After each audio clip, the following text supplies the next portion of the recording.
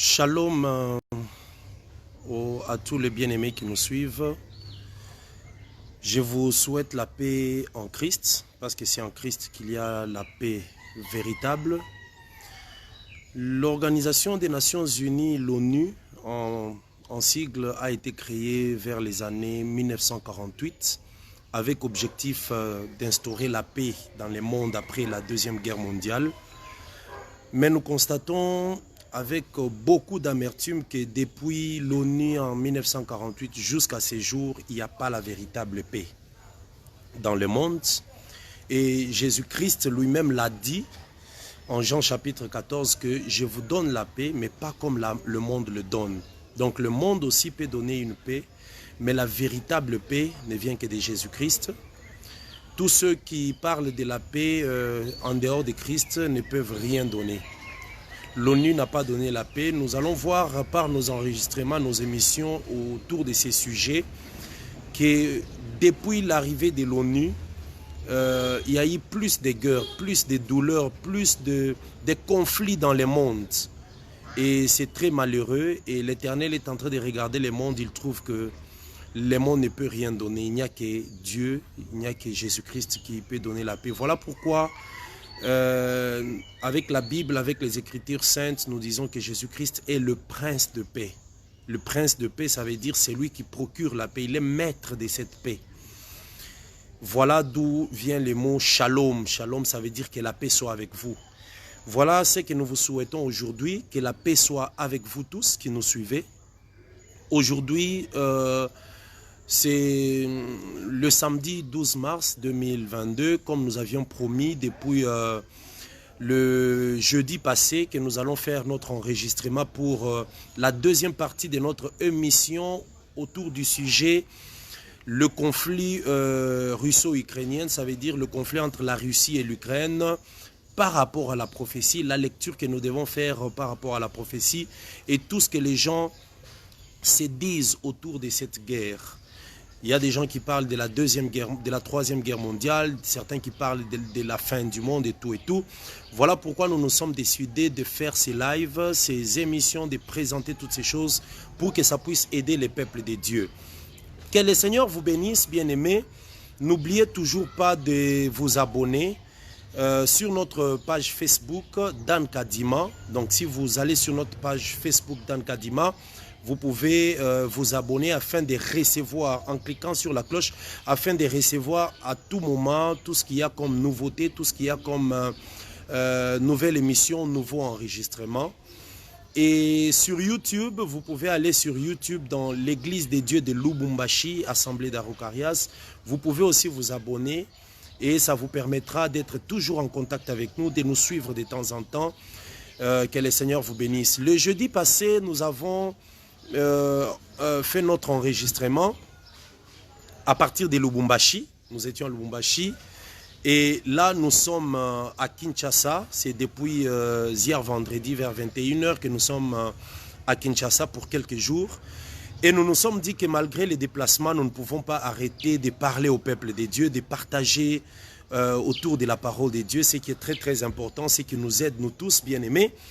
C'est ainsi que nous avons décidé de faire cet enregistrement. Vous qui êtes déjà en ligne, que la paix de Christ soit avec vous. J'ai béni notre frère Léon Lukusa qui nous suit depuis la Zambie. Que la grâce de Dieu soit avec toi et sur ta charmante épouse, notre sœur Deborah, notre frère John Ditumba qui nous aide beaucoup et nous les bénissons parce que c'est lui qui nous aide beaucoup dans la technique, dans des orientations, dans les conseils techniques par rapport à ces choses, les lives, les enregistrements. Et notre bien-aimé Richard Kadé Kassongo qui nous suit aussi. Signaler à tous les frères, toutes les sœurs, tous les bien-aimés que nous sommes déjà en ligne. Nous allons commencer notre deuxième partie sur l'actualité russo-ukrainienne par rapport à la prophétie. Il y a beaucoup de choses à dire, bien-aimés, qui concernent les Écritures, beaucoup de choses par rapport à la parole de Dieu, par rapport à la prophétie. Et nous allons faire recours, nous faisons recours aussi à la connaissance dans des recherches de l'histoire parce que c'est très important.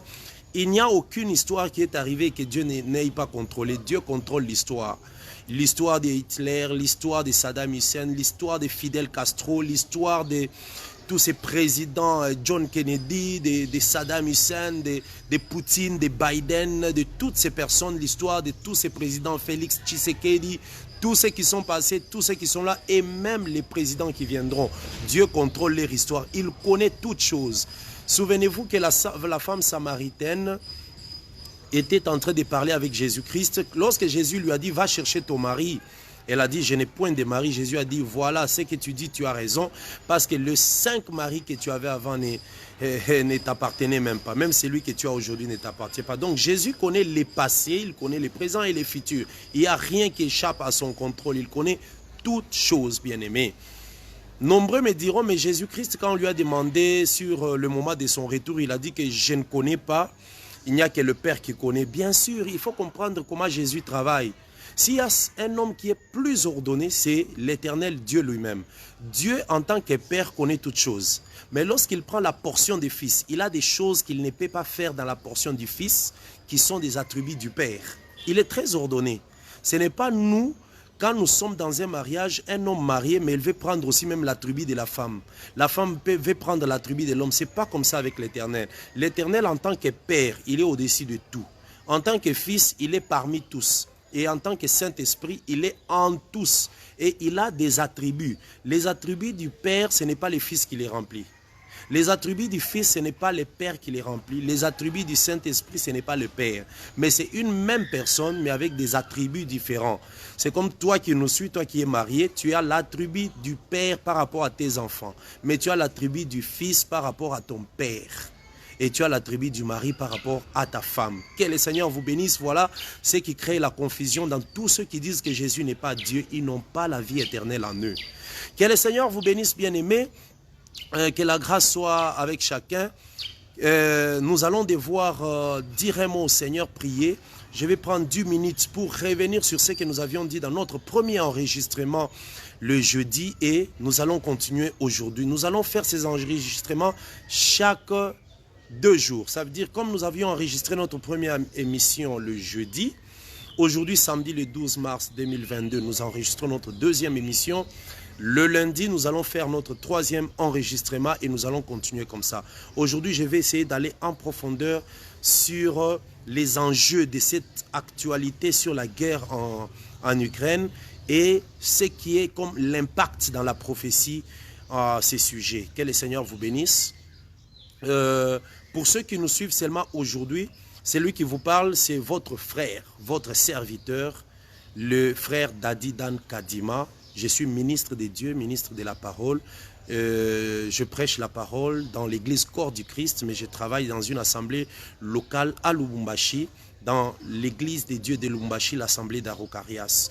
Nous avons aussi une assemblée à Kolwezi, pour ceux qui peuvent nous suivre, qui sont à Kolwezi. Vous pouvez aussi toujours nous contacter. Nos numéros de contact, vous pouvez nous joindre au 0998 69 75 75. Je répète, 0998 69 75 75.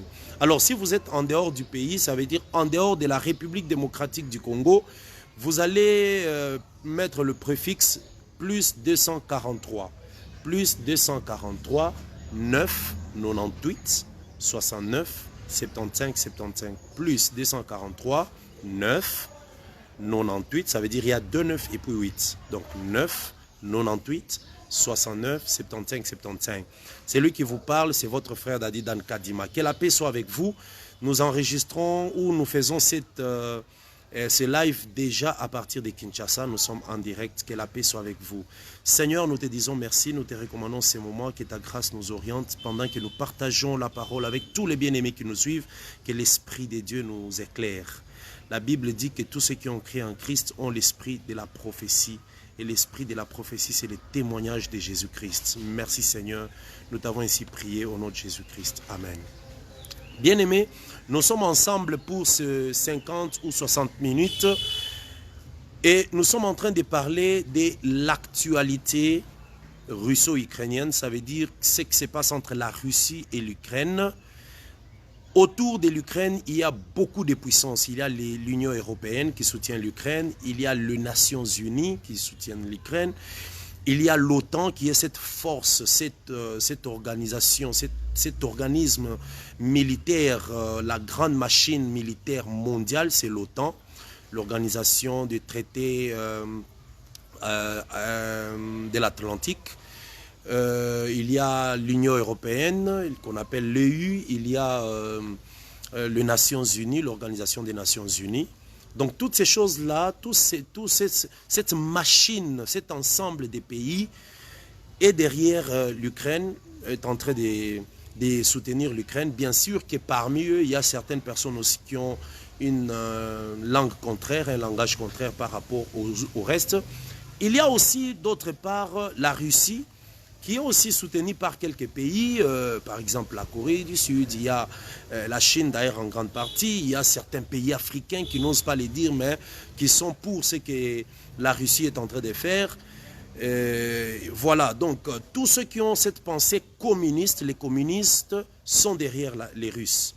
Le capitaliste et tous les autres, les Occidentaux, sont derrière l'Ukraine.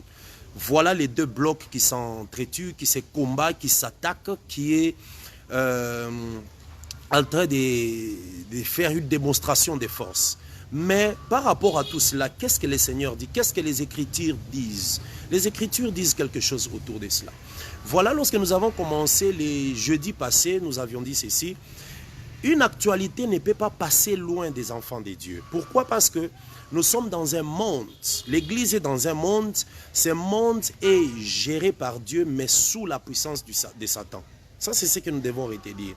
Voilà là où nous avions commencé la fois passée. Nous avions dit que le Seigneur Dieu, en créant le monde, lorsqu'il a créé le monde, le premier jour, il a créé la lumière, il a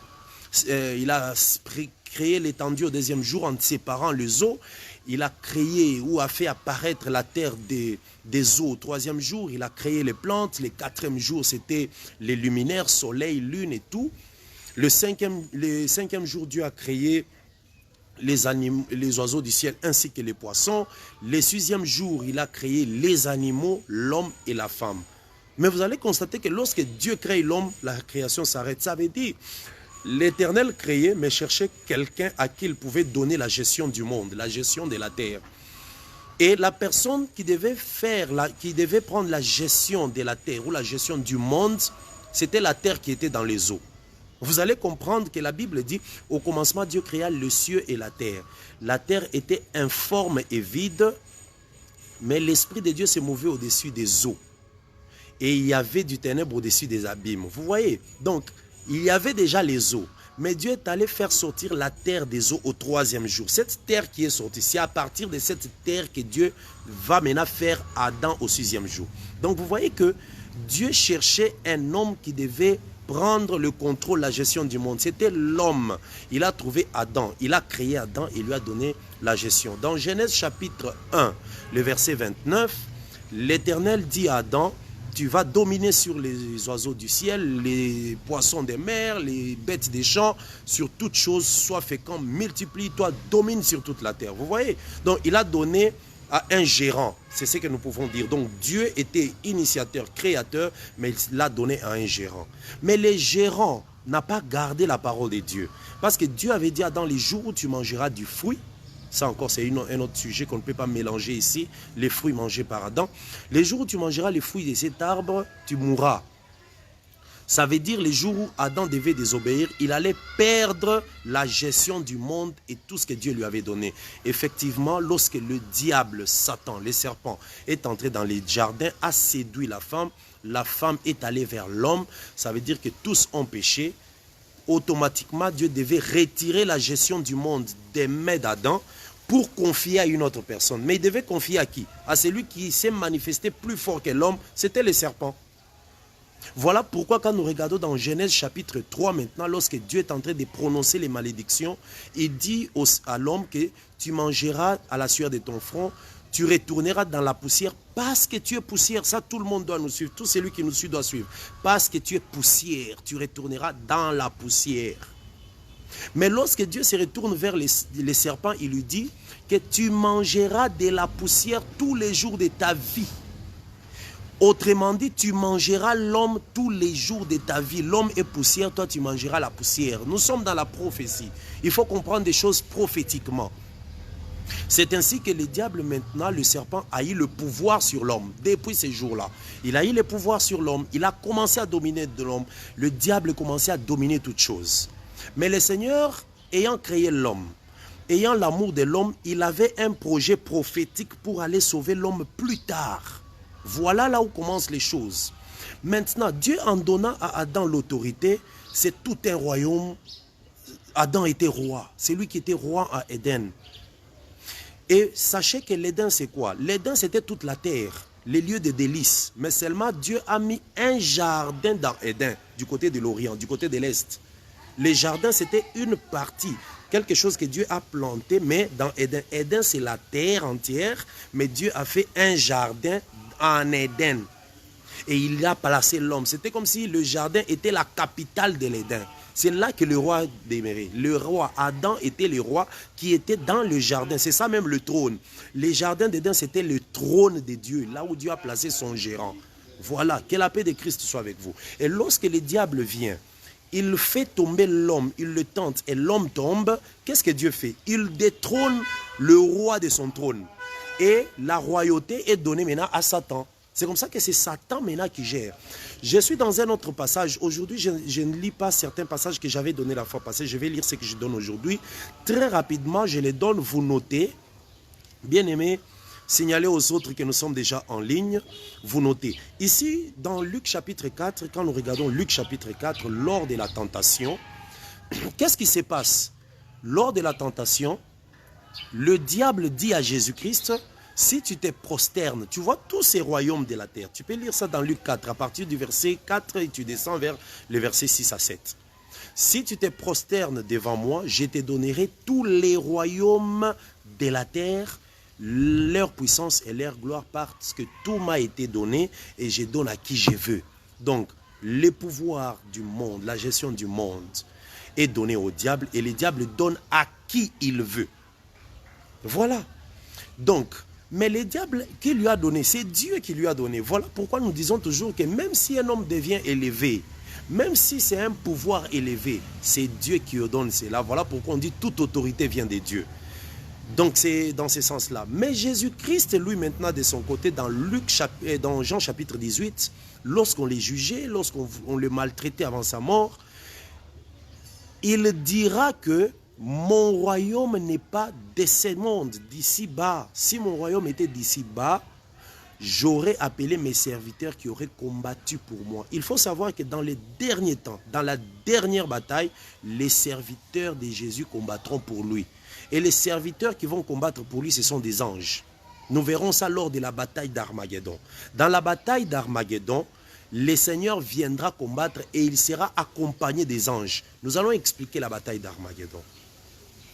Voilà, bien aimé dans le Seigneur. C'est ainsi que le diable a ses royaumes et Dieu ou Jésus-Christ a son royaume. Le royaume de Jésus qu'on appelle le royaume des dieux. Jésus-Christ a dit que le royaume des dieux ne vient pas comme en frappant le regard. Il vient dans la douceur. C'est lui, Jésus-Christ, le royaume, la pierre angulaire. Mais le royaume du diable domine, dirige le monde. Donc c'est comme ça que le diable a commencé. Lui-même, il était le puissant. Il s'est incarné dans les serpents, lui, Satan, le diable. Il a tenté. Après cela, même avant les déluges, il s'était incarné dans les puissants. Quand nous lisons Genèse chapitre 6, on nous dit qu'il y avait des géants sur la terre.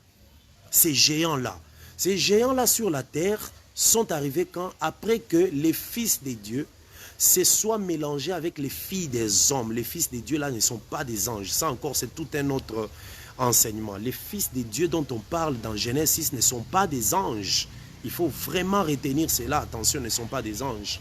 Parce que s'ils étaient des anges, Dieu n'allait pas envoyer les déluges seulement sur la terre.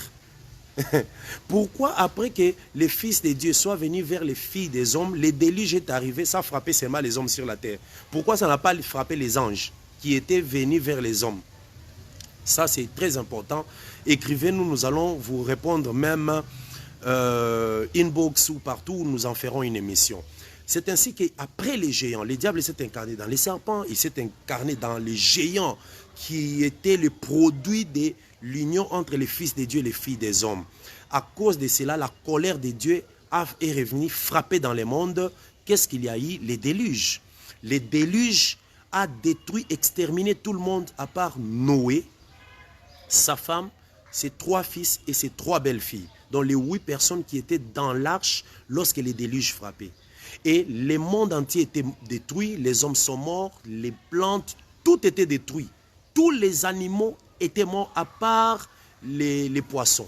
Parce que les poissons n'étaient pas entrés dans l'arche. Quand vous lisez bien les Écritures, les poissons n'étaient pas entrés dans l'arche. Dans l'arche, Noé est entré avec les oiseaux et les animaux domestiques. Les animaux, pas domestiques, pardon, les animaux de la terre.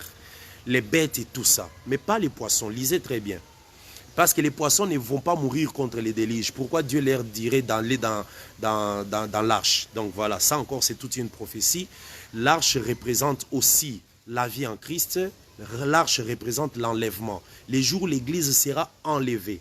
Nous qui serons dedans, nous serons partis, mais Israël qui n'a pas cru en Christ restera dans la grande tribulation. La grande tribulation, c'est ça. Les eaux du déluge, c'est l'image de la grande tribulation.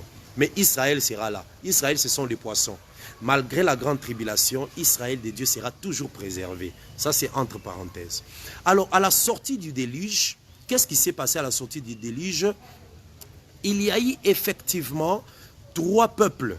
Il y a eu les fils de Cham, les fils de Japheth et les fils de Couche qui ont peuplé le monde, qui se sont répandus. J'avais bien insisté que le fils de Couche, il y a eu, pardon, les fils de Cham, il y a eu Couche qui s'est répandu vers l'Afrique, qui est le père des Éthiopiens. Il y a eu Mitzraïm qui se sont répandus aussi vers l'Afrique, le père des Égyptiens. C'est comme ça que l'Égypte en Swahili, on appelle ça Misri.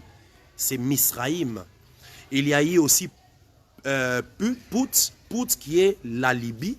Et il y a eu Cana. Cana, c'est tout ce qui est au sud et une partie de l'est, de l'ouest, pardon, de l'Asie. Il y a eu les Phérésiens, les Jébusiens, tout ça. Les Cananéens, ils sont descendants des Cham. Mais parmi eux, il y a eu un très puissant qui était Nimrod. Nimrod a entraîné tous les habitants de la terre à aller construire la tour. Je dis bien tous les habitants. Quand nous lisons Genèse chapitre 11, nous verrons que tous les habitants de la terre parlaient une même langue, ils avaient des mêmes mots. Ils n'avaient pas de langues différentes. Donc tous parlaient les mêmes mots. Nimrod, qui était maintenant puissant sur la terre, les a amenés pour construire la tour avec l'objectif que la tour de Babel aille vers le ciel, qu'ils restent unis pour ne pas se disperser sur la terre. Cet esprit de Nimrod a continué maintenant. Après Nimrod, cet esprit-là est entré maintenant dans tout un royaume qui est l'Égypte. Parce que l'Égypte, c'était la première puissance en termes de royaume sur la terre. L'Égypte. Et vous voyez, lorsque l'Égypte dominait même Israël, Israël était en Égypte. C'était toute une puissance. Et après l'Égypte, il y a eu la Syrie. Après la Syrie, il y a eu Babylone. Après Babylone, il y a eu les Mèdes et les Perses, qui formaient 2 peuples, mais qui formaient un royaume. L'empire médo-perse. Après le Perse, il y a eu la Grèce. Après la Grèce, il y a eu l'Empire romain qui, jusqu'à aujourd'hui, continue encore, mais sous une autre forme. Nous allons arriver là-bas. Alors, bien-aimés dans les Seigneurs, nous comprenons que l'objectif de toutes ces puissances, la puissance babylonienne, il y a eu la puissance grecque, la puissance romaine, toutes ces puissances-là, c'était des puissants, des grandes puissances sur la terre, mais qui avaient l'objectif de conquérir les mondes, de diriger les mondes. Donc l'objectif de Pharaon, c'était de diriger les mondes. L'objectif de Nebuchadnezzar, c'était de diriger les mondes. Je vais lire d'ailleurs quelque chose. Nous allons lire quelque chose tous dans Daniel, le livre de Daniel au chapitre 2. Regardez ce qui se passe dans Daniel au chapitre 2, lorsque Daniel voit les songes et qu'on vient interpréter pour lui le songe. Je vais faire la lecture très rapidement. Daniel chapitre 2, je vais commencer la lecture au verset 31. Écoutez l'interprétation du songe de Nebuchadnezzar par Daniel. Que le Seigneur vous bénisse. Daniel 2, verset 30. Ô roi, tu regardais, tu voyais une grande statue. Cette statue était immense et d'une splendeur extraordinaire. Elle était debout devant toi et son aspect était terrible. C'était la statue que Nebuchadnezzar a vue dans le songe. Sa tête, la tête de cette statue était d'or pur, sa poitrine et ses bras étaient d'argent, son ventre et ses cuisses étaient d'airain. Vous voyez, la tête, poitrine et bras, ventre et cuisses, et ses jambes et ses pieds étaient en partie de fer et en partie d'argile. Donc vous voyez, ça c'est la statue qu'il a vue. Mais maintenant, regardez l'explication. Parce que l'époque où il est en train de donner l'explication, c'était l'époque où Nebuchadnezzar était roi dans l'empire babylonien. La puissance babylonienne dominait. Nous sommes au verset 36 maintenant. Daniel 2, 36. Voilà les songes. Nous en donnerons l'explication devant le roi. Il faut savoir que lorsqu'il y a un songe, ce qui donne la vie, c'est l'explication. Donc ce n'est pas les Écritures qui donnent la vie. Ce qui donne la vie, c'est l'explication des Écritures. Voilà pourquoi la Bible dit que la lettre tue. La lettre, c'est la loi. Mais l'esprit vivifie. L'esprit vivifie, pourquoi? Parce que l'esprit prend la lettre et l'interprète. L'esprit prend la lettre et l'interprète. Regardez ce qui est arrivé les jours de la Pentecôte. Les disciples sont restés. Jésus-Christ est parti. Il leur a dit, ne bougez pas jusqu'à ce que l'esprit vienne. Quand Jésus partait, il leur avait laissé un mot. Il a dit, vous allez faire l'œuvre de Dieu, vous allez faire des disciples, vous les baptiserez au nom du Père, du Fils et du Saint-Esprit. C'est ça. Il a dit tout ce que je vous ai prescrit. Qu'est-ce qu'il leur avait prescrit? Allez, faites de toutes les nations des disciples, baptisez-les au nom du Père, du Fils et du Saint-Esprit. Et il est parti. Lorsque le Saint-Esprit est venu, l'Esprit est venu expliquer cette lettre-là, ces prescrits-là. Le Père, le Fils et le Saint-Esprit. Il leur a donné le nom de ces trois personnes-là. C'est comme ça que les apôtres ont baptisé au nom de Jésus-Christ. Parce que l'Esprit leur a expliqué qui est le Père, qui est le Fils, qui est le Saint-Esprit. Jusqu'aujourd'hui, quand tu as un baptême au nom du Père, du Fils et du Saint-Esprit, tu n'es pas encore sauvé. Parce que l'Esprit n'a pas encore expliqué à celui qui t'a baptisé le nom du Père c'est qui. Le nom du Fils c'est qui. Le nom du Saint-Esprit c'est qui. Ces trois titres-là ont un nom. Et ce nom-là, c'est le nom qui nous a été donné sur la terre, sous la terre et dans les cieux. Et au nom de Jésus, tout genou fléchit. Que le Seigneur te bénisse. Donc, Daniel dit, c'est ça les songes, mais je vais donner l'explication. Je lis juste une partie de l'explication au verset 37. Daniel 2, 37. Ô roi, tu es le roi des rois, car le Dieu des cieux t'a donné l'empire, la puissance, la force et la gloire. Il a remis entre tes mains en quelques lieux qu'ils habitent les enfants des hommes, les bêtes des champs, les oiseaux du ciel, et il t'a fait dominer sur eux tous. C'est toi qui es la tête d'or. Donc Daniel dit au roi Nebuchadnezzar que la tête d'or de la statue c'est toi. Cette tête d'or là c'est toi. Et Dieu t'a donné les hommes, les fils des hommes, tout le monde. Donc Nebuchadnezzar était roi sur toute la terre. Il était roi à Babylone, mais il dominait partout. Personne ne pouvait lui résister parce que cette puissance lui a été donnée par Dieu. Et il a dit que c'est toi qui es la tête d'or. Donc, avant Nebuchadnezzar, pharaon de l'Égypte, c'est lui qui était aussi le roi de toute la terre. Après ça, il y a eu des rois, des rois assyriens. Les rois Sankérib, tous ces rois de la Syrie, c'était eux, les rois les puissants de la terre. Après eux, c'était maintenant Nebuchadnezzar. Et on dit qu'au verset 39, Daniel dit, après toi, il s'élèvera un autre royaume. Ah, il y a le royaume babylonien. Après le royaume babylonien, il y aura un autre royaume. Là, il annonce l'arrivée du royaume médo-perse. Avec qui à la tête? Cyrus, Darius, Artaxerxès, Assuris, vous connaissez de l'époque d'Esther. Ce sont eux qui ont remplacé, c'est la puissance qui a remplacé Babylone. Après cette époque-là, il y aurait un autre royaume encore. Il dit, il y aura encore un troisième royaume qui sera d'airain et qui dominera sur toute la terre. Là, maintenant, quand il annonce là, c'est la Grèce, l'empire, la puissance grecque.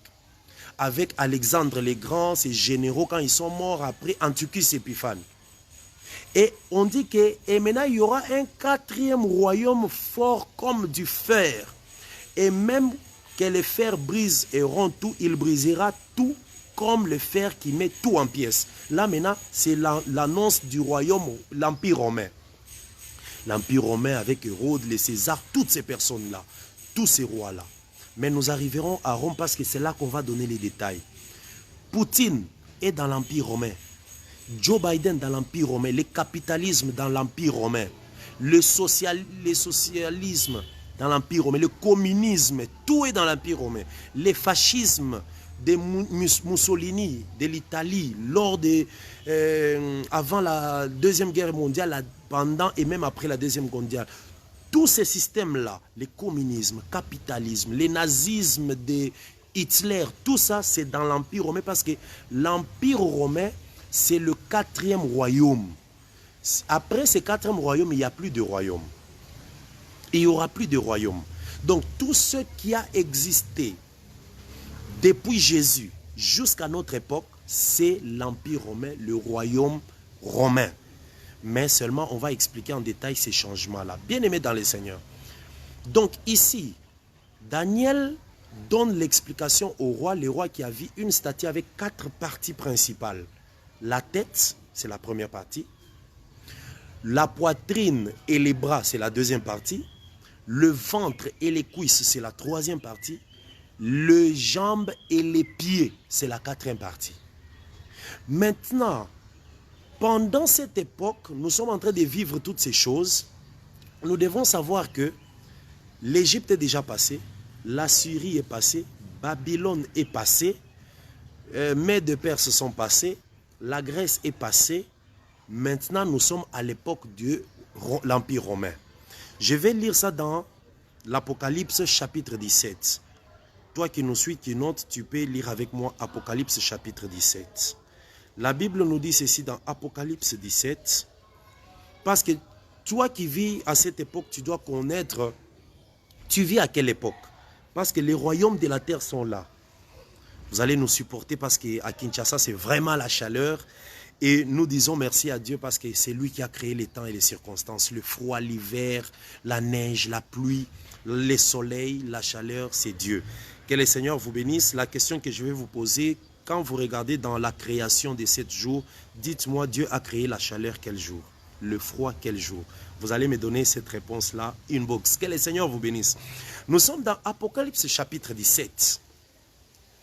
Apocalypse chapitre 17, écoutez ce qu'on nous parle. Je vous avais dit le jeudi passé que la tour de Babel, c'était une tour qu'on construisait au pays des Shinéars. Le pays des Shinéars, c'est ça même la partie de la Mésopotamie que nous avions étudié en histoire et toutes ces choses-là, en histoire et même en géographie aussi, parce qu'on nous a expliqué ça géographiquement et on nous a parlé de tout ce qui était à cette époque-là dans l'histoire.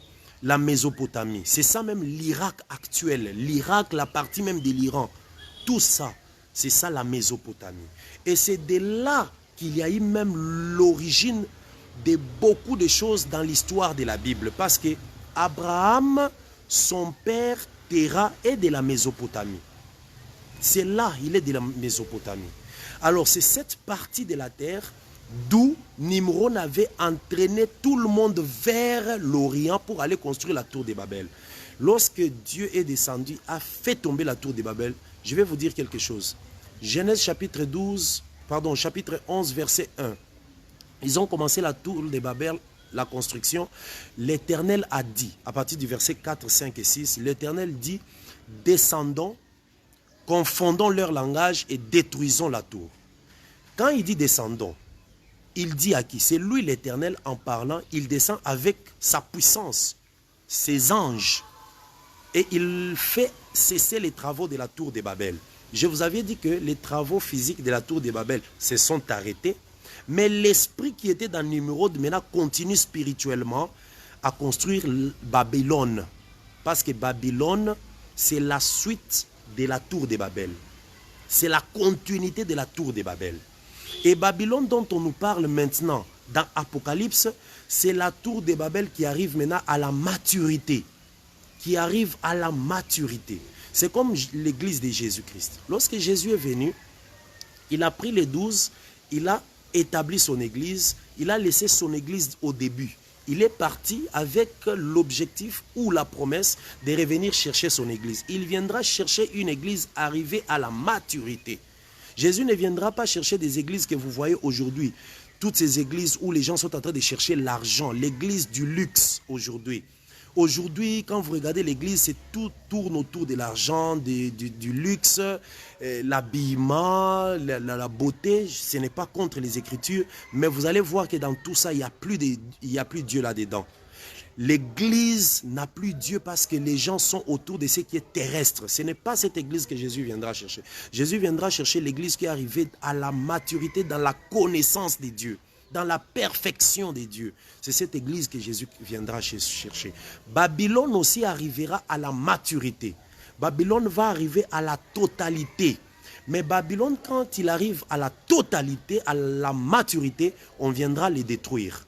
On viendra le crouler comme on avait écroulé la tour de Babel dans Genèse 11. Alors, je suis dans Apocalypse chapitre 17.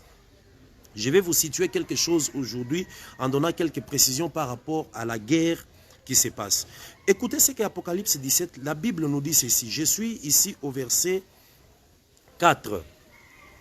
Non, au verset 3, 17, Apocalypse 17, 3. Il me transporta en esprit, c'est l'apôtre Jean qui dit, il me transporta en esprit dans un désert, et j'ai vu une femme assise sur une bête écarlate, nous allons parler de tout ça, plein de noms de blasphème, ayant 7 têtes et 10 cornes. Vous voyez, la femme était assise sur la bête, et la bête avait 7 têtes et 10 cornes. Suivez-moi bien. Cette femme était vêtue de pourpre et d'écarlate, et parée d'or, de pierres précieuses, des perles. Elle tenait dans sa main une coupe d'or remplie d'abominations et des impuretés de sa prostitution. Verset 5, Apocalypse 17, 5. Sur son front était écrit un nom. Ce nom, c'est Babylone la Grande, la mère des impudiques et des abominations de la terre. Et j'ai vu cette femme ivre. Voilà. Je vais prendre très rapidement, maintenant on nous parle des royaumes. Descendons toujours dans Apocalypse, la Bible nous dit ceci. Là, on parle maintenant des royaumes. Écoutez ce que la Bible dit. Apocalypse 17, nous pouvons lire très rapidement pour ne pas perdre du temps. À partir du verset 9. C'est ici l'intelligence qui a de la sagesse.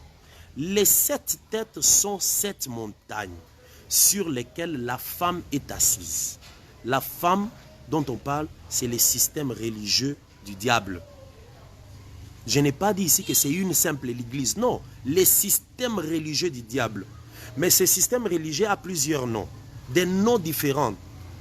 Ils peuvent être aux églises de ceci, aux églises de ceci, tout ça. Mais c'est tout un système, ils sont ensemble. Vous allez d'ailleurs voir l'écuménisme. Regardez l'écuménisme, qui sont dans l'écuménisme. C'est ça même, plusieurs assemblées, mais réunies dans une même chose. C'est ça le système, la religion satanique. Les gens qui se mélangent. Ils se disent ici que non, nous sommes catholiques. L'autre, non, nous sommes protestants. Nous sommes presbytériens. Nous sommes musulmans. Nous, en tout cas, nous sommes témoins de Jéhovah. Nous sommes ceci. Mais vous allez les retrouver tous ensemble. Œcuménisme, l'écuménisme, c'est ça même la religion du diable. L'ensemble de toutes ces assemblées qui forment une seule religion mondiale. Alors, ici, on dit que cette femme est assise sur la bête. Maintenant, la bête en question, c'est ça même, cette puissance-là, diabolique, satanique, mais qui est encore cachée. C'est ça même le mystère de l'iniquité qui agit, mais dans les secrets. Pourquoi dans les secrets? Parce que la religion là, est au-dessus d'elle. Vous voyez la religion, mais derrière ces systèmes-là, il y a une bête qui a 7 têtes et 10 cornes. Alors, les 7 têtes sont les 7 montagnes sur lesquelles la femme est assise. C'est aussi 7 rois. Vous voyez, 7 montagnes, mais qui sont aussi 7 rois. Parce que la Bible dit une chose, mais sur plusieurs manières. 5 sont tombés. Les 5 qui sont tombés, lorsque l'apôtre Jean écrit, écoutez les 5 qui étaient déjà tombés. L'Égypte était déjà passée, la Syrie était déjà passée, l'Empire babylonien était déjà passé, les Mèdes et les Perses étaient déjà passés, la Grèce était déjà passée. Ce sont les 5 empires qui étaient avant que l'apôtre Jean écrive l'Apocalypse. Mais à l'époque où il écrivait l'Apocalypse, l'empire ou le royaume qui était puissant à cette époque, c'est Rome. Jésus est venu sous la domination romaine. Et il dit que 5 sont déjà tombés, il existe un. Le un qui existe, c'est ça, Rome. Et l'autre n'est pas encore venu. Celui qui doit venir là, maintenant, c'est Rome, mais sous une autre forme. La Rome qui viendra comme une Rome papale. La Rome religieuse. À cette époque-là, c'était d'abord la Rome politique, la Rome païenne, à l'époque de Jésus. Mais quand il dit l'autre n'est pas encore venu, c'est la Rome papale. Aujourd'hui, nous sommes là-dedans, dans cette Rome-là. Regardez que c'est la Rome papale qui est là, qui dirige. Tout le monde est derrière la fête de Noël. Qui leur a donné la fête de Noël? D'ailleurs, les catholiques se vantent, même ils disent, la fête de Noël, c'est nous. Et vous allez voir, toutes les églises sont derrière elle. La fête de Noël, les pères Noël, tout le monde est là derrière. Mais ça vient d'où? Ça ne vient pas de Jésus. La fête de Noël ne vient pas de Jésus. Même si c'est la fête qu'on dit, on nous fêtons pour la naissance de Jésus. Qui leur a dit de fêter? Vous avez vu Jésus? Et puis les gens disent, Jésus c'est mon maître. C'est ton maître, il t'a dit de fêter sa naissance. La Bible dit, un fils nous est né. Pardon, un enfant nous est né, un fils nous est donné. Maintenant, nous, c'est lui qui nous est donné. C'est le fils ou c'est l'enfant? Quand l'enfant était né, il était né pour Israël. Israël l'a rejeté. Lorsqu'il est mort, il est ressuscité. Romains chapitre 1 maintenant nous dit qu'en ressuscitant, il est devenu fils. Le fils nous est donné à nous, l'église. Donc ça, nous allons y arriver, bien-aimés dans le Seigneur. Alors, et l'autre n'est pas encore venu. Quand il sera venu, il doit rester un peu de temps. Vous voyez, c'est pour peu de temps. Maintenant, écoutez, je vais vous expliquer quelque chose, bien-aimés, parce que c'est très important, très intéressant, et nous devons expliquer ça, et nous devons y arriver par la grâce de Dieu. Donc, les 5 qui sont déjà passés, l'Égypte, la Syrie, le Babylone, les Mèdes et les Perses, et la puissance grecque avec Alexandre le Grand et les autres. Les 5 sont passés lorsque Jésus était là et lorsque l'apôtre Jean écrivait l'Apocalypse, c'était la puissance romaine païenne, Rome païenne. Quand je dis Rome païenne, ça veut dire qu'elle n'était pas encore organisée religieusement. Lorsque Jésus part, maintenant l'église commence. L'apôtre Paul dit que le mystère de l'iniquité agit déjà. Mais il faut seulement que celui qui le retient ait disparu pour que maintenant il soit visible. Donc nous sommes à l'époque de cette tête-là. Les 5 qui sont tombés, l'un qui existait, le 6e qui est venu là, lorsque le 6e arrive, mais il est d'abord dans les mystères. Donc apparemment il est toujours dans les mystères. Lorsqu'il sera venu, ce sera pour un peu de temps. Il viendra visiblement. Il va paraître visiblement, mais pour un peu de temps. Et là, quand il viendra pour peu de temps, il faut que l'église soit déjà partie. Alors, lorsque maintenant Jésus arrive, il fait l'œuvre, il meurt et il part, il laisse toujours la puissance romaine en train de dominer. C'est la puissance romaine qui dirige jusqu'à aujourd'hui. Et cette puissance romaine, après le départ de Christ, est en train de travailler avec beaucoup de mouvements en lui. Tous les puissants de la terre travaillent dans la puissance romaine. Dans la puissance romaine. Aujourd'hui, la Rome papale, la papauté, c'est ça même la puissance religieuse qui dirige les mondes. Mais en elle, dans cette puissance, il y a toute cette métamorphose des religions. Mais il ne forme qu'une seule religion qui est la femme assise sur la bête. Et de l'autre côté, dans la politique aussi, il y a la bête. Parce que la bête, c'est ça, mais la puissance politique. Et cette puissance politique travaille avec les rois de la terre. Je vais lire ça. Nous sommes toujours dans Apocalypse chapitre 17. Verset 10, on dit, ces 7 têtes sont aussi 7 rois, 5 sont tombés, un existe, l'autre n'est pas encore venu. Et quand il sera venu, il doit rester un peu de temps. Et la bête qui était, voilà, la bête qui était et qui n'est plus, elle-même est un 8e. Vous voyez, ça veut dire la bête elle-même qui était, qui n'est plus et qui viendra. Qui était pourquoi? Par rapport à la 6e tête. À cette époque-là, c'est la Rome païenne ou Rome ancienne. Elle n'est plus, c'est parce qu'elle est entrée dans les mystères. Elle s'est cachée, elle a laissé la femme au-dessus d'elle. C'est ça aujourd'hui. Cette Rome-là, elle est là. Mais celle qui s'est fait voir au-dessus, c'est le système religieux romain. Mais après, le système religieux romain va tomber.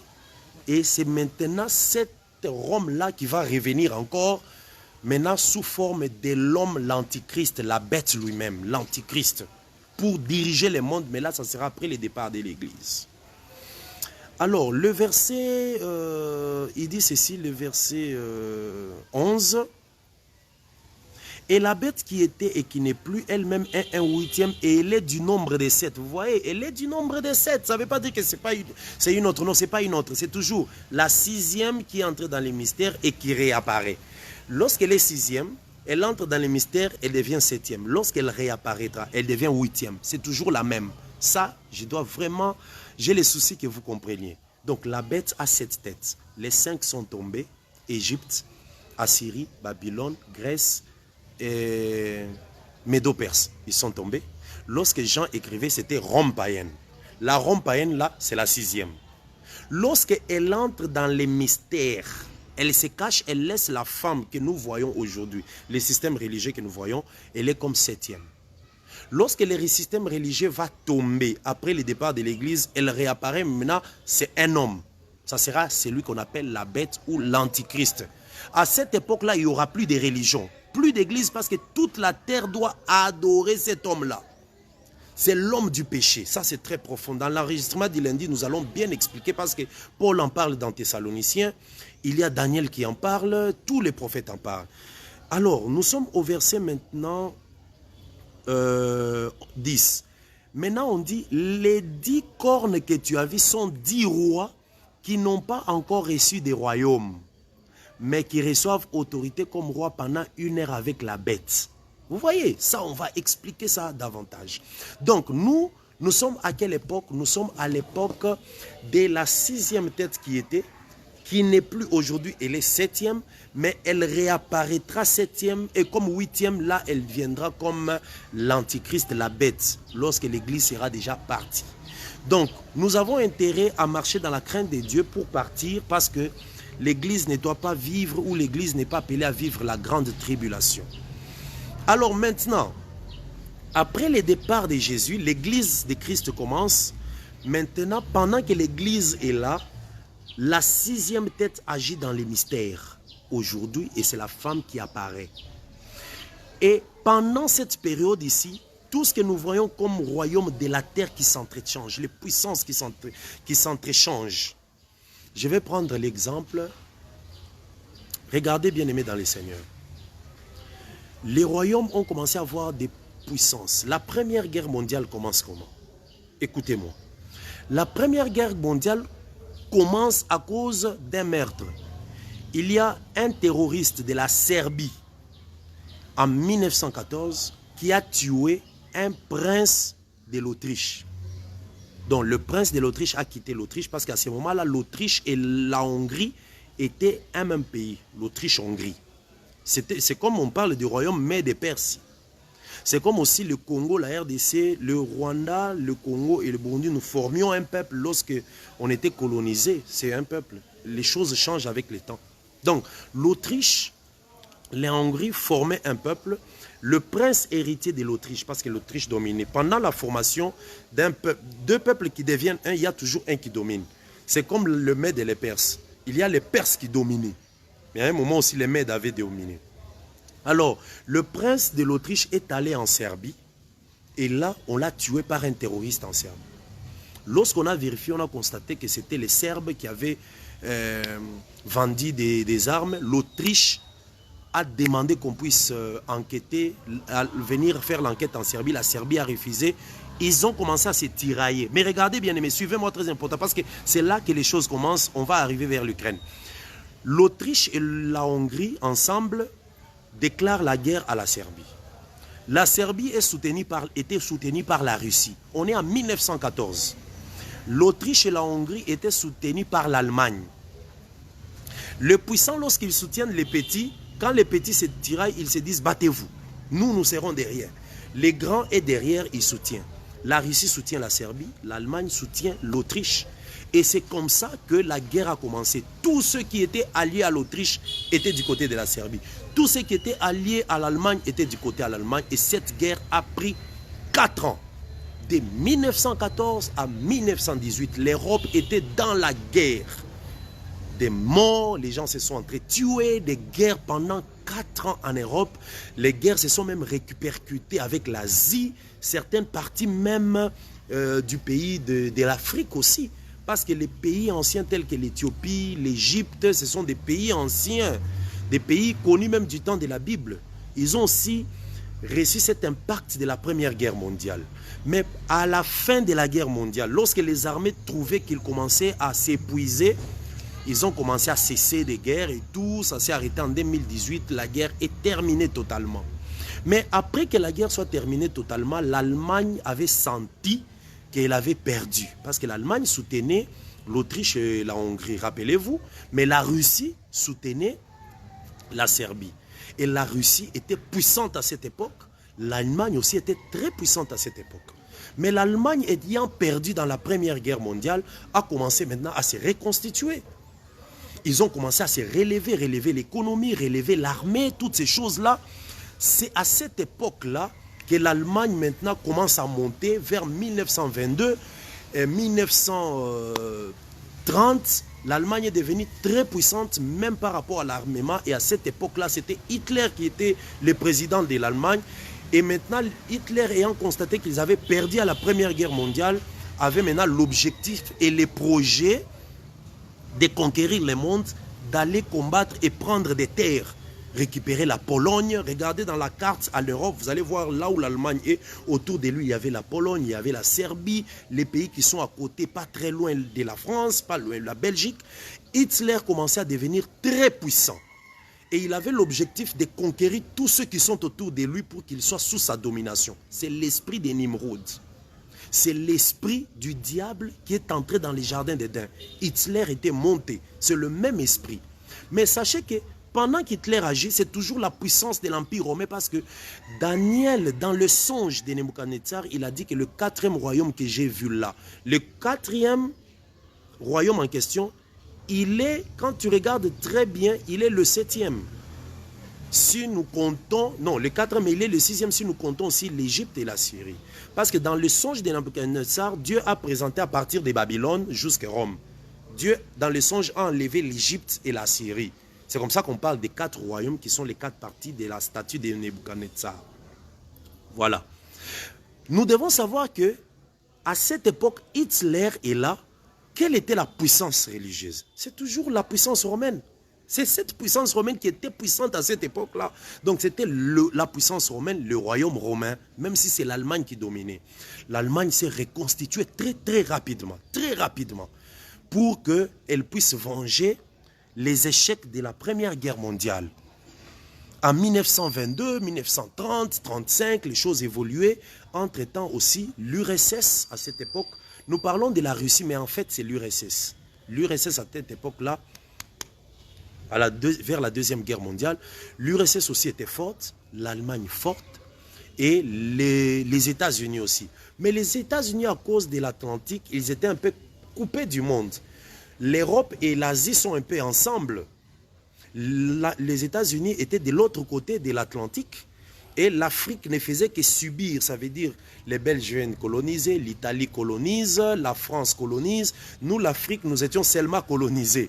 Ça veut dire que la force qu'il y avait lors des Nimrods qui étaient couches avait tellement diminué. Les Européens, l'Amérique, les Occidentaux montaient en force. Et vous allez voir que l'Italie avait voulu venir coloniser l'Éthiopie à l'époque de Mussolini. Mussolini est entré avec son armée en Éthiopie, mais c'était une grande résistance. Ça, ce n'est même pas la Bible, c'est l'histoire. Il faut lire, il faut être lecteur.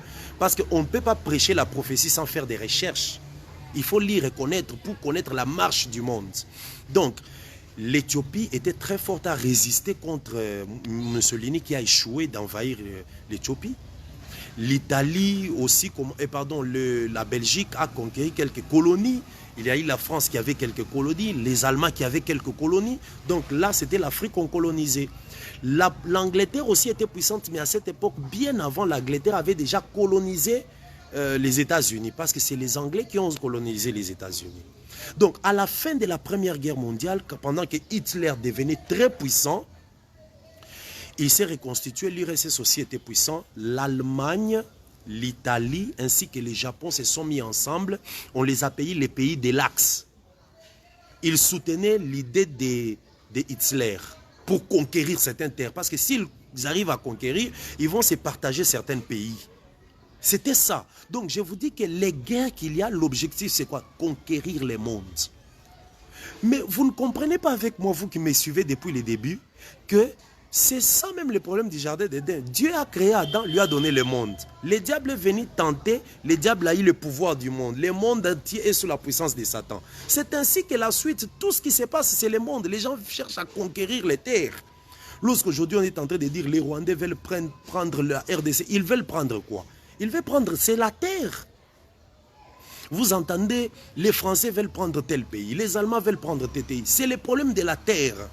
C'est la terre qu'on est en train de rechercher. C'est ça, c'est comme ça qu'on parle de la géopolitique. Donc une politique sur la géographie, sur les parties de la terre. Donc bien aimé dans les seigneurs, on arrive à cette époque-là, l'Allemagne devient très forte, rassemble l'Italie, le Japon, on les appelle les pays de l'Axe. En 1939, avant la Deuxième Guerre mondiale. Pendant qu'ils cherchent à prendre des terres, de l'autre côté aussi, il y a des pays qui ont fait l'alliance. L'Angleterre, donc la Grande-Bretagne, la France et l'URSS, et ils étaient les pays, les alliés. Donc il y a eu les alliés et il y a eu les pays de l'Axe.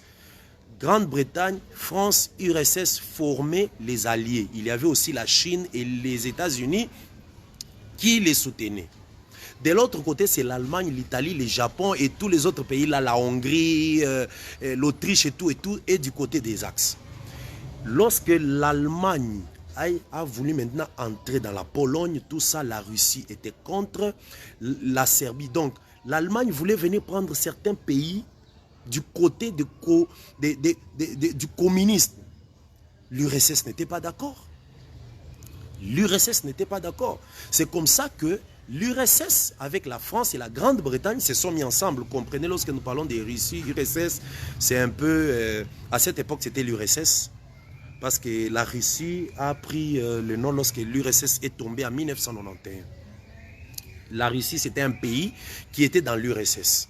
Donc, ça veut dire les soviétiques. Il y avait des républiques soviétiques.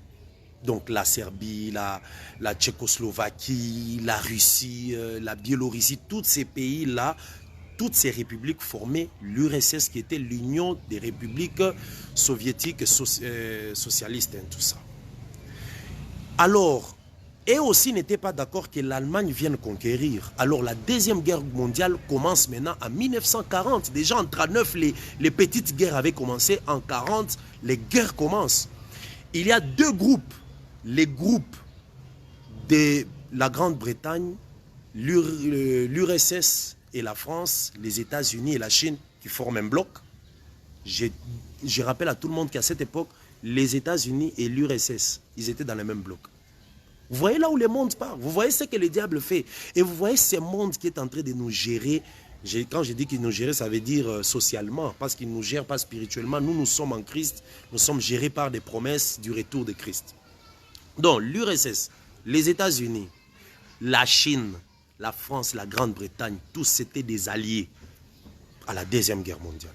De l'autre côté, c'était l'Allemagne, l'Italie, le Japon, Bulgarie, URSS, tous ces petits pays de l'Europe là, ils formaient les pays de l'Axe. Donc ceux de l'Axe. La guerre a commencé, c'était une forte guerre. Les Allemands ravageaient, ils prenaient des pays, ils entraient et ils s'étendaient. Les Russes aussi étaient très puissants à cette époque parce que dans la Deuxième Guerre mondiale, les grandes forces qui étaient en face, c'était l'Allemagne, l'URSS et aussi les États-Unis. La Grande-Bretagne aussi était forte à cette époque, l'Angleterre. La France aussi un peu. Mais c'était des grandes puissances. Même le Japon, la Chine de leur côté. C'est ainsi que la guerre a pris de l'ampleur. Mais les pays, les alliés, ça veut dire la France, l'URSS, l'Angleterre, les États-Unis, ils étaient tellement forts que l'Allemagne avait perdu toutes les batailles.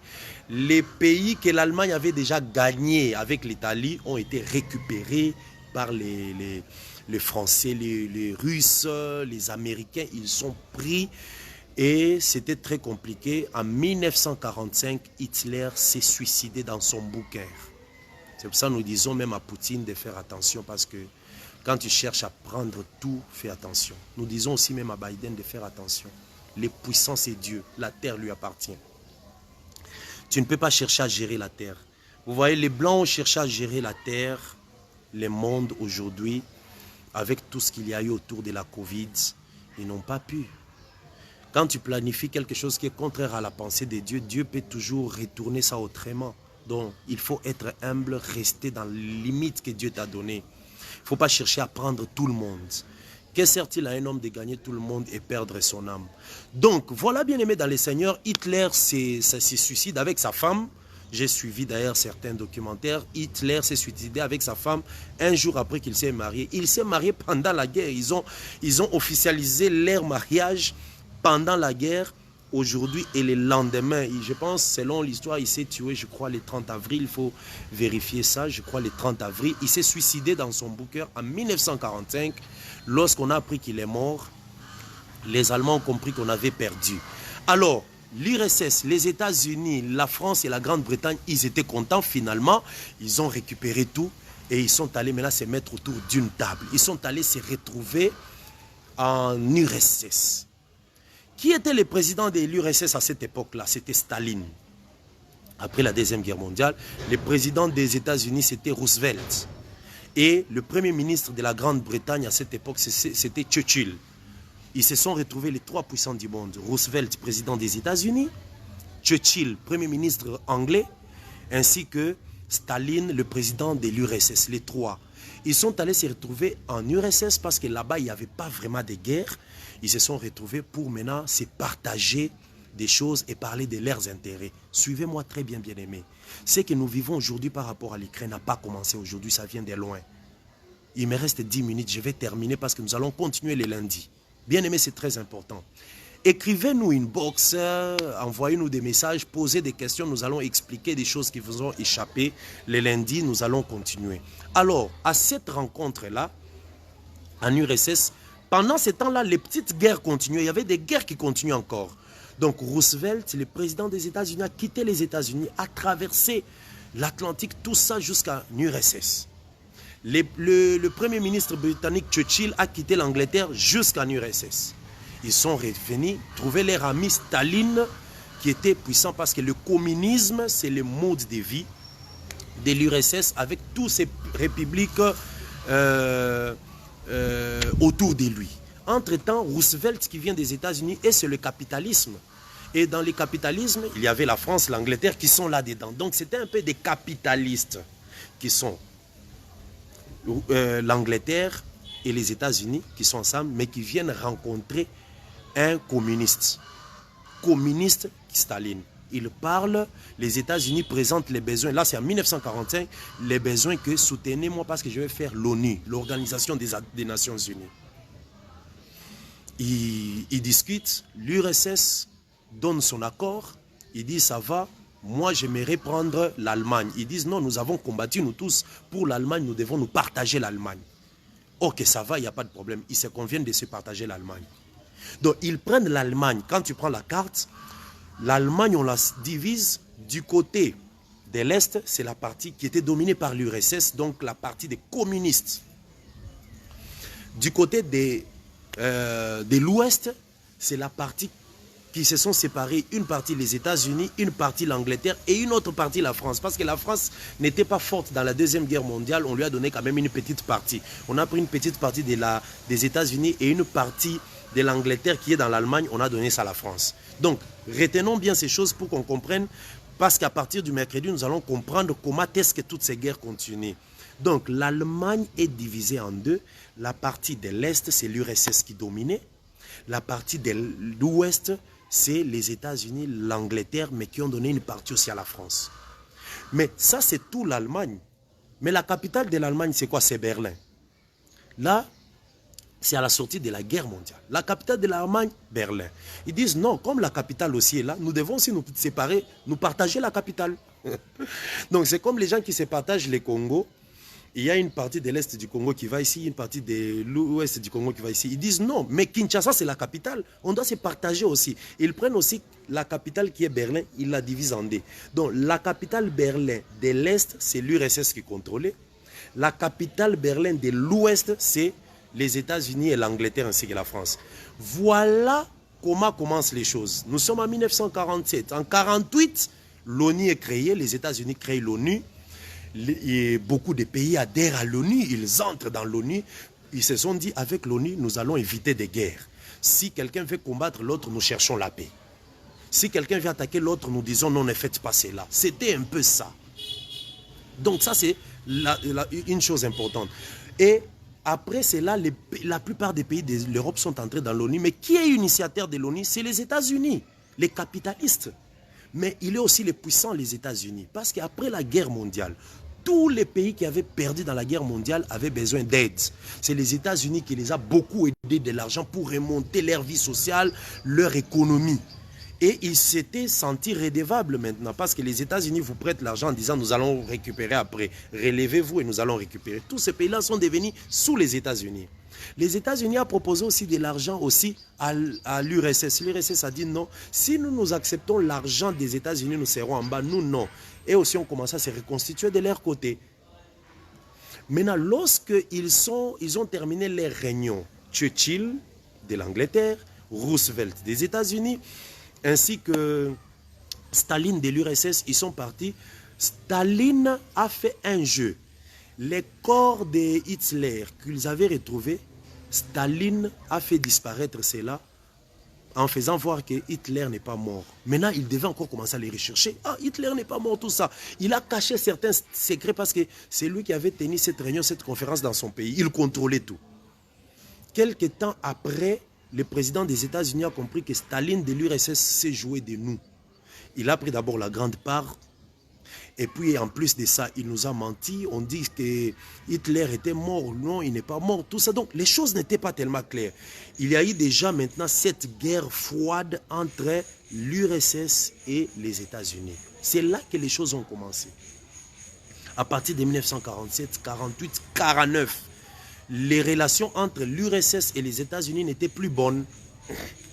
Et il y a eu des présidents qui se sont suivis. Roosevelt est mort parce que Roosevelt, qui était président des États-Unis, il a même écrit des lettres à Staline pour dire « je suis déçu » et tout et tout.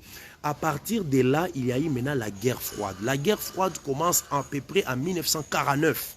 Pourquoi on dit la guerre froide? Ça veut dire que les États-Unis et l'URSS ne se battent pas. Mais il y a des guerres entre eux comme ça. Des gens qui ne se battent pas, mais qui ne s'entendent pas. Ils font un semblant de paix. Tous les pays qui sont communistes sont avec l'URSS. Tous les pays capitalistes sont avec les États-Unis. Si un pays du communisme a un problème avec les pays du capitalisme, l'URSS lui dit attaque. Les États-Unis disent aussi aux pays capitalistes attaque. Entrez en guerre. Et ils se battent. Les États-Unis fournissent des armes aux pays capitalistes. L'URSS fournit des armes aux pays communistes. Ils se battent entre eux, mais les États-Unis et l'URSS ne se battent pas. Ils se regardent en face. Ils se battent, mais au travers leurs petits. C'est comme ça qu'on appelle ça la guerre froide qui a commencé vers 1949. Toutes les années, ça évolue. Tous les présidents des États-Unis qui se sont succédés et les présidents de l'URSS qui se sont succédés ont trouvé cette guerre froide-là. Vous allez voir cette guerre froide-là se manifester même dans des films. Regardez des films américains. Les Américains, dans leurs films, veulent montrer qu'ils sont plus forts que les Russes. Vous regardez Sylvester Stallone, vous regardez Charles Schwarzenegger. Ce sont des films montés pour montrer la force du capitalisme. Regardez les films russes aussi. Vous allez voir que les Russes, ils montrent des films comme s'ils réfléchissent, des gens qui étudient, des gens qui sont dans des recherches. La KGB, c'est même cette machine d'investigation comme la CIA. La KGB, c'est la machine d'enquête des investigations des Russes. La CIA, c'est la machine d'enquête et d'investigation des États-Unis. La KGB, c'est le communisme. La CIA, c'est le capitalisme. Voilà un peu toute part de là. Et la guerre froide de 1949 continue jusqu'à ce qu'il y a un président Gorbatchev qui est venu, Mikhail Gorbatchev, qui a relevé la perestroïka, nous allons en parler aussi. Et en 1989, finalement, le mur de Berlin qu'ils avaient passé, parce qu'on avait placé un mur à Berlin, hein, comme les Russes et les Américains ne s'entendaient pas, on a fait un mur à Berlin qui séparait l'Allemagne de l'Est et l'Allemagne de l'Ouest. Des murs élevés, deux murs.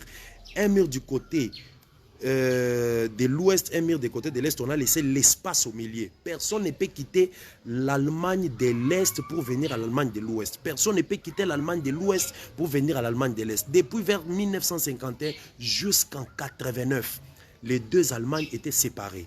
Maintenant, l'Allemagne du côté des Américains, qu'on appelle la République fédérale d'Allemagne, avec le capitalisme, ils étaient bien, ils évoluaient, les Américains mettaient l'argent, tous les pays de ce côté-là étaient bien, les Allemands de la République fédérale d'Allemagne étaient évolués, des bons salaires.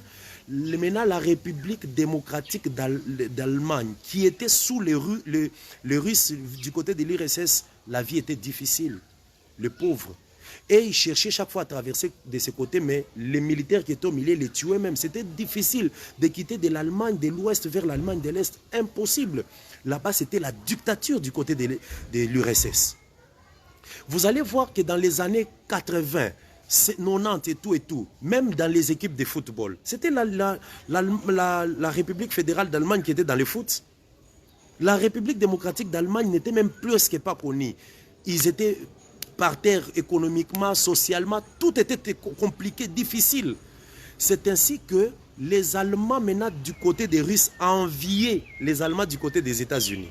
Mais en 89, je pense en novembre 89, on a déclaré que le mur de Berlin doit tomber, on doit réunifier l'Allemagne. C'était une époque très importante des Allemands. Parce que les murs de Berlin avaient séparé même des mariages. L'homme est du côté de la République fédérale d'Allemagne, la femme du côté de la République démocratique d'Allemagne. Ils sont séparés. Les enfants sont d'un côté, les parents de l'autre. Donc c'était compliqué. Le mur de Berlin est tombé. L'Allemagne est devenue unie. Pourquoi? Parce que les Américains et les Russes se sont convenus. Bon, entendons-nous seulement. C'est à partir d'ici que nous allons continuer les lundis parce que maintenant nous allons parler des alliances. Parce que lorsque le mur de Berlin est tombé, c'est les alliances qui commencent. Les alliances entre les communistes et les capitalistes, mais c'est un semblant seulement des alliances. Mais la guerre froide est là. Ce sont des gens qui se tentent toujours, qui ne s'aiment pas. Les Russes travaillaient très fort pour développer leur monde, leur pays, dans l'armement et tout. Ils sont montés. Les États-Unis, qui étaient la grande puissance à cette époque-là, et aussi ils étaient très puissants. Les Russes sont tellement montés dans l'armement qu'aujourd'hui, vous ne pouvez pas faire face facilement aux Russes. Ils ont des armes que les Américains n'ont pas. Les Américains ont des armes que les Russes n'ont pas. Et cette guerre froide continue. Donc la guerre que vous voyez en Ukraine, c'est les Russes contre les Américains, les Russes contre l'ONU, les Russes contre l'OTAN, les Russes contre l'Union européenne. Mais ils ne peuvent pas s'affronter entre directement les États-Unis et les Russes. La guerre mondiale ne peut pas commencer comme ça. Non. Selon les Écritures, nous allons parler le lundi. Selon les Écritures, la troisième guerre mondiale, c'est toutes les nations qui vont se mettre ensemble pour attaquer l'Israël. L'Israël qui est soutenu par les Américains. Donc vous comprenez ces choses bien aimées. La guerre mondiale ne va pas commencer avec ça. Ils vont s'entendre. Ils feront des alliances. Daniel dit que ces quatrième royaume-là, au niveau des pieds, des jambes, des orteils, il y a une partie de fer et une partie d'argile. La partie d'argile, c'est tout ce que vous voyez, les petits pays qui sont faibles. La partie de fer, c'est tout ce que vous voyez, les pays qui sont forts. Mais tous sont dans l'Union européenne. Ils sont des capitalistes, ils sont des socialistes, ils sont ensemble, ils forment l'OTAN, ils forment l'ONU, ils forment l'UNESCO, ils forment l'OMS. Ils sont là, des alliances humaines, mais qui ne sont pas vraiment alliances en réalité. Ils se regardent comme des amis, mais sont des ennemis. Mais pour l'instant, tant qu'ils sont comme cela, la troisième guerre mondiale ne doit pas commencer parce que les États-Unis, les capitalistes soutiennent l'Israël. Les pays, la plupart des pays communistes, comme vous allez voir, l'Irak et tous ces pays-là, l'Iran, l'Iran est un peu du côté des Américains, ce sont des capitalistes. Tous ceux qui soutiennent la Russie sont des communistes. La plupart entre eux combattent et cherchent Israël. Mais à un certain moment, même les Américains seront contre l'Israël des dieux. Ils se mettront ensemble, tout un bloc, pour attaquer Israël. On va en parler le lundi. C'est à ce moment-là qu'on parle de la troisième guerre mondiale. Pour l'instant, les guerres continuent, les bruits des guerres continuent, mais l'Église ne doit pas avoir peur. Nous avons mal pour nos frères qui sont en Irak, en Ukraine, pardon, que le Seigneur les protège, les garde. Les guerres continueront toujours. Mais la troisième guerre mondiale, l'Église ne sera pas sur terre. Ils vont se mettre autour. Vous voyez, Poutine est en train de brandir sa puissance militaire. Personne n'ose l'attaquer. Personne. Mais Poutine aussi ne peut pas attaquer les États-Unis. Il ne peut pas. Mais il attaque les États-Unis par les petits des États-Unis. Les États-Unis aussi attaquent les petits de la Russie par les petits. Vous voyez, les États-Unis sont en train de frapper sur l'Irak en 1991. Quand ce sont des petits communistes. La Russie aussi attaque les petits capitalistes. Il les attaque. L'Ukraine veut entrer dans l'Union européenne alors qu'il faisait partie de l'URSS. Poutine ne veut pas ça parce que c'est l'insécurité pour lui. Les Américains viendront placer des bases militaires à côté. Lui aussi n'est pas d'accord de ça. Donc voilà un peu le problème. Donc nous sommes déjà plus près. Nous avons fait une longue démarche. Que le Seigneur vous bénisse. Vous avez compris l'histoire de la Première Guerre mondiale, de la Deuxième Guerre mondiale et l'histoire de la guerre froide. La guerre froide a commencé comment? Parce que Staline, le président de l'URSS, avait joué un sale tour au président américain. La guerre froide a commencé de 1949 jusqu'en 1989 quand le mur de Berlin est tombé. En 1991, l'URSS est tombée et a laissé tout à la Russie. Maintenant, c'est la Russie qui monte. Ils se développent dans l'armée. Ils sont forts à cause du gaz. Malgré les sanctions économiques qu'on a placées sur la Russie, les pays de l'Europe aussi en souffrent. L'Allemagne souffre pour les gaz parce que la grande partie de son gaz venait de la Russie. Donc, les forces sont en jeu. Ne croyez pas que les Russes sont faibles. Ils se sont préparés, ils sont forts. Mais les Américains aussi ne sont pas faibles. Donc voilà, finalement, ça sera tellement deux forces en face. Ils vont se mettre autour des tables, vont faire encore des alliances. Ces alliances-là vont les amener quelque part. Vont les amener vers être contre Israël. Et l'Église doit se préparer au départ. Que le Seigneur des grâces vous bénisse. C'était notre enregistrement d'aujourd'hui. Nous avons fait tout au plus 1h15, 1h20. C'était très riche. Ça va beaucoup vous aider. Posez vos questions. Nous allons continuer. Nous apprenons des choses par rapport à la prophétie, par rapport aux Écritures, par rapport à la doctrine, par rapport à l'histoire aussi, par rapport au passé. Je conseille aux hommes de Dieu, ministres de Dieu, d'être trop cultivés, de lire, parce que nous n'allons pas évangéliser seulement les petits, les personnes de basse classe. Nous devons évangéliser des gens de la science, des militaires, des gens qui lisent beaucoup. Nous devons lire, nous devons rechercher, nous devons avoir de la connaissance. Nous devons connaître la doctrine, la prophétie, la révélation et la connaissance, et même la science. C'est très important. Que la paix de Christ soit avec vous. C'était votre frère Dadi Dan Kadima. Nous avons par la grâce de Dieu le ministère doctoral. Voilà pourquoi on nous appelle docteur Dadi Dan Kadima. Nous sommes de Lubumbashi, dans l'église des dieux de Lubumbashi, assemblée d'Arukarias. Il y a aussi l'église des dieux de Kolwezi et bientôt l'église des dieux dans certaines provinces. Vous pouvez nous contacter au 09 98 69 75 75. 09 98 69 75 75. Nous sommes sur WhatsApp sur ces numéros, vous pouvez nous contacter. Si vous êtes à l'étranger, en dehors de la RDC, vous mettez plus 243 9 98 69 75 75. N'oubliez pas de vous abonner sur notre page Facebook Dan Kadima. Sur YouTube, regardez Église des dieux de Lubumbashi, vous vous abonnez. Partagez ça, cette émission, commentez, saluez, faites un pouce, faites un j'aime, dites-nous que vous nous avez suivis, donnez vos suggestions. Aujourd'hui, nous avons enregistré cette émission à partir de Kinshasa où nous sommes pour quelques jours. Et par la grâce de Dieu, la semaine prochaine, nous serons encore à Lubumbashi où nous résidons. Que la paix de Christ soit avec vous. Shalom, la paix dans vos maisons, dans vos pays. Préparez-vous au retour de Jésus-Christ, c'est imminent. Le Seigneur ne mentira pas, il reviendra. Toutes ces guerres nous prouvent qu'il reviendra. Soyez en paix au nom de Jésus-Christ. Amen.